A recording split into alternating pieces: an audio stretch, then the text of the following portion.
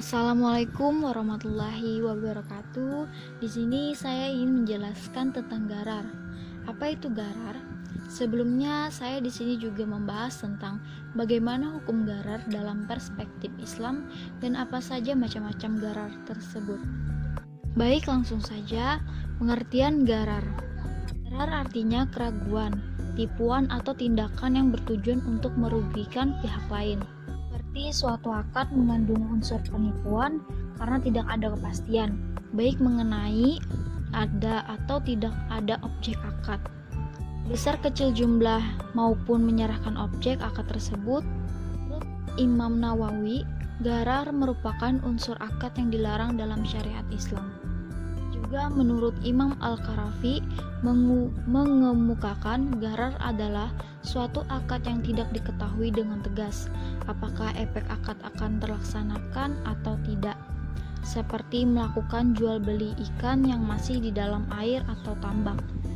Dalam terminologi ilmu ekonomi, gharar lebih dikenal dengan ketidakpastian atau resiko. Dalam masalah jual beli, mengenal kaidah gharar sangatlah penting karena banyak permasalahan jual beli yang bersumber dari ketidakjelasan dan adanya unsur taruhannya di dalamnya. Menurut Imam Nawawi mengatakan, jual beli gharar merupakan pokok penting dari kitab jual beli. Kemudian yang kedua, ada hukum gharar dalam perspektif Islam.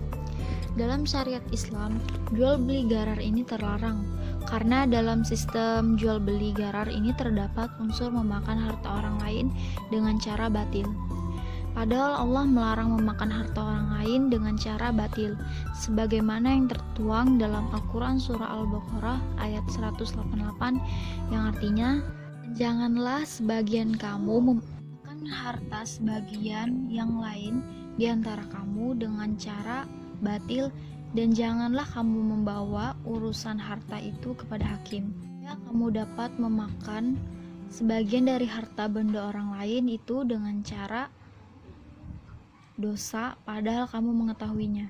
Jual beli gharar menurut Syekh Asadi masuk dalam kategori perjudian.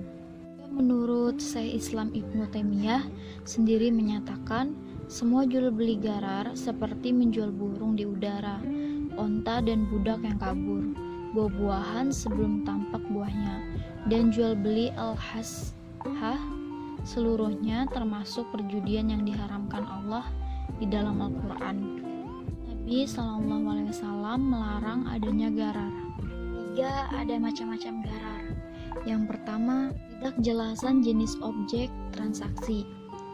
Yang adalah mengetahui jenis objek akad secara jelas adalah syarat sah jual beli. Maka jual beli yang objeknya tidak diketahui tidak sah hukumnya karena terdapat gharar yang banyak di dalamnya, seperti menjual sesuatu dalam yang mana pembeli tidak mengetahui dengan jelas jenis barang apa yang akan ia beli.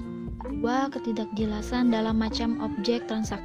Dalam macam objek akad dapat menghalangi sahnya jual beli sebagaimana terjadi jenis objek akad.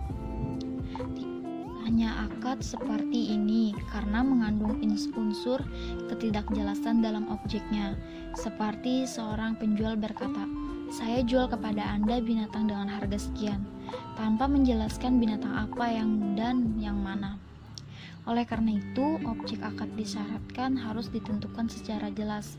Dasar ketentuan ini adalah larangan Nabi. Mengenai jual beli kerikil yang mirip judi dan biasa dilakukan oleh orang jahiliyah, yaitu jual beli dengan cara melemparkan batu kerikil pada objek jual beli, dan objek mana yang terkena lemparan batu tersebut maka itulah jual beli yang harus dilakukan. Dalam hal ini pembeli sama sekali tidak dapat memilih apa yang seharusnya diinginkan untuk dibeli. Ya, ketidakjelasan dalam sifat dan karakter objek transaksi. Terdapat perbedaan pendapat di kalangan ulama fikih persyaratan dalam menyebutkan sifat-sifat objek transaksi dalam jual beli. Tapi mayoritas ulama fikih berpendapat untuk mensyaratkannya. Di antara perbedaan itu adalah mazhab Hanafiyah melihat bahwa jika objek transaksinya terlihat dalam transaksi, baik itu komoditi ataupun uang, maka tidak perlu untuk mengetahui sifat dan karakternya.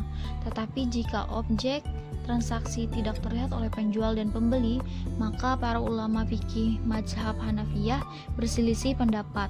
Sebagian mensyaratkan penjelasan sifat dan karakter objek akad, dan sebagiannya tidak. 4. Ketidakjelasan dalam takaran objek transaksi. Tidak sah jual beli sesuatu yang kadarnya tidak diketahui, baik kadar komoditinya maupun kadar harga atau uangnya. Hukum dilarangnya adalah karena adanya unsur gharar sebagaimana para ulama ahli fikih dari mazhab Maliki dan Syafi'i dengan jelas memaparkan pendapatnya. Nah, ketidakjelasan dalam zat objek transaksi. Pengetahuan dalam zat objek transaksi adalah bentuk dari gharar yang terlarang. Hal ini karena zat dari komoditi tidak diketahui, walaupun jenis, macam, sifat, dan kadarnya diketahui, sehingga berpotensi untuk menimbulkan perselisihan dalam penentuan, seperti jual pakaian atau kambing yang bermacam-macam. Keenam, ketidakjelasan dalam waktu objek transaksi. Jual beli tangguh atau kredit, jika tidak dijelaskan waktu pembayarannya, maka ia termasuk jual beli gharar yang terlarang. Jual beli al-hablah, yaitu jual beli dengan sistem tangguh bayar hingga seekor unta melahirkan anaknya, atau hingga seekor unta melahirkan anak dan anak tersebut melahirkan juga anaknya. Jual beli semacam ini dikategorikan dalam jual beli gharar yang terlarang karena tidak ada kejelasan secara konkret dalam penentuan penangguhan pembayaran. Ketujuh, ketidakjelasan dalam penyerahan objek transaksi. Kemampuan menyerahkan objek transaksi adalah syarat sahnya dalam jual beli. Maka jika objek transaksi tidak dapat diserahkan, secara otomatis jual beli tidak sah karena terdapat unsur gharar tidak jelas.